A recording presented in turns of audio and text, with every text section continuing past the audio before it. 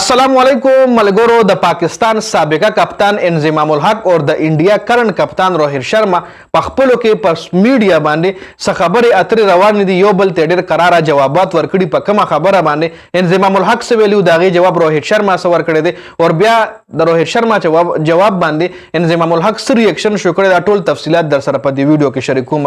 انضمام الحق په یو ټي وي چینل باندې تاسو له پته د ورلډ کپ حوالې سره د میچ انالیسس کوي چې په هغه چینل باندې هغه ویلو چې د انډیا او د آسټرالیا کله میچ وجي نو هغه میچ دوران 15 اور نه پس چې کله د انډیا چې کوم فاست بالر دی چې کله بالنګ ته راغلو هغه ټایم کې ریورس سوینګ کېدو.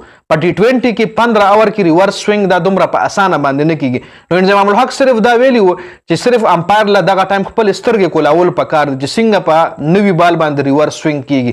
انضمام الحق صرف دا خبره کړې وه که چېرې د پاکستان د بالرانو وایي د پاکستان بالرانو په 15 اور کې ریورس سوینګ کړی نو بیا به دا ټول خلک چې کومو دا پاکستان پسې لګیا شي چې دی بال مطلب بال ټیمپرینګ کړی دی بال کې دی څه چیړچاړ کړی دی. نو دې ځای کې صرف انضمام الحق دا خبره کړې وه چې امپایر له صرف سترګې کولول چې په 15 اور کې څنګه بال ریورس سوینګ کیږي جی.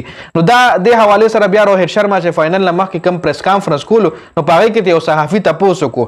صحافي ته تپوس داسې وکړو صحافي ته اوران تپوس وکړو. صحافي ته تپوس داسې وکړو چې انضمام الحق د پاکستان سابقه کپتان د ستاسو په بالرانو باندې الزام لګولی چې دی بال ټیمپرینګ کوي دی بال کې چیړ چاړ کوي. نو په هغې وله روہت شرما ویلي دی جی چې دې حوالې سره خو زه وایي سم نشم ویلی خو ګرمي ډېره زیاته وه ویکټ چې کوم وه ډرای ویکټ وه بال په خپله ریورس سوینګ کېدو او وایي لږ دماغ استعمالول پکار دي چې کم کنډیشن کې مونږ لګیا یو داسې انګلینډ او اسټرالیا کنډیشن نه ده چې دلته به ریورس سوینګ نه کېږي. دا روہت شرما جواب ورکړی. د ریورس سوینګ حوالې سره به درله زویم دا بال چې کله هارډ باندې دا چې کله زوړ شي که نه په نوي بال باندې ریورس سوینګ نه کېږي. دا چې کله زوړ شي بیا کېږي او زوړ هم داسې چې یو 30 اور پې وشي یو 25 اور پې وشي نو هله په دې باندې ریورس سوینګ کېږي. نو په ټي 20 کرکټ کې 15 اور کې وایي څنګه ریورس سوینګ کېږي. دا کوېسچن چې کوم دی انضمام الحق کړی چې دغه ټایم امپایر د وایي سترګې کولاو ساتي. نو په هغې روہت شرما دا ته جواب ورکړو لکه انضمام ته ویلي و انضمام الحق له چې ته خپل دماغ کولاو که. نو دې ځای کې ول انضمام الحق بیا یو قراره جواب ورکړی. انضمام الحق ول ویلي چې دماغ خو به زه خپل ضرور کولاوم خو روہت شرما د ما ته دا چل نه ښایي چې ریورس سوینګ څنګه کېږي او څومره ګرمۍ کې کېږي یا په کم پیچ باندې کېږي یا په کم کنډیشن باندې کېږي. نو روہت شرما ته هېڅ ضرورت نشته چې ما له دا چل وښایي چې ریورس سوینګ څنګه کېږي او دا سوینګ چې کوم دی ریورس سوینګ حوالې سره دا مونږ خلکو له چل ښیو. ما له د روہت شرما د خولو ضرورت نشته دا چل زه خلکو ته ښیم. ما ته د روہت شرما د چل خولو د دې ضرورت نشته دی. ما دا خو نه دی ویلي چې انډیا بال سره چیړ چاړ کوي.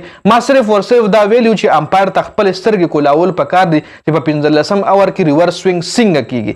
دا انضمام الحق بیا جواب ورکړی د روہت شرما له او یو ځل بیا ویلي دي چې زه امپایر له صرف دا نه یم چې سترګې کولاو ساته وایي زه امپایر له دا هم یم چې سترګې کولاوېدو سره سره دماغ هم کولاو ساته چې څنګه په 15 اور کې ریورس سوینګ کېږي. نو دا یو ډېره کنټروورسي روانه ده په میډیا باندې د انضمام الحق او د روہت شرما جي. نو دا مې تاسو سره هم اپډیټ شریکول. خپل رای په کمنټ کې ضرور شریک کړئ. والسلام.